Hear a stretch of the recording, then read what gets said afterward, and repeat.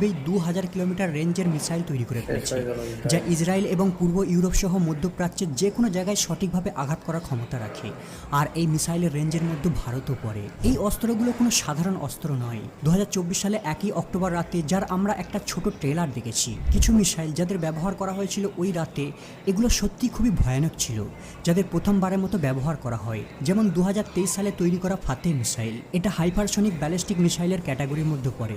Hypersonic মানে শব্দের থেকেও 5 গুণ গতিতে টার্গেটের দিকে ছোটে, মানে কেবলমাত্র কয়েক মিনিটই সময় লাগবে ইরান থেকে ইসরায়েলে পৌঁছাতে। ম্যাপে দেখলে দেখা যায় ইরান আর ইসরায়েল দুটো দেশ অনেক দূরত্বে অবস্থান করে। এই দুটো দেশের মধ্যে দূরত্বের ব্যবধান প্রায় 1000 কিলোমিটার। কল্পনা করুন যদি ইসরায়েল ইরানের ভেতর প্রবেশ করে তার নিউক্লিয়ার সাইটে বোম্বিং করে দেয়, তারপরেও ইসরায়েলের 1 ঘন্টা সময় লাগবে তার এয়ারবেসে ফিরে আসতে। কিন্তু ইরানি মিসাইল কেবলমাত্র 7 মিনিটের মধ্যে ইসরায়েলের এয়ারবেসকে ধ্বংস করে দিতে পারবে। এখন প্রশ্ন হলো, কেবলমাত্র ভয়াবহ মিসাইলই কি ইরানের শক্তির মূল মেরুদণ্ড?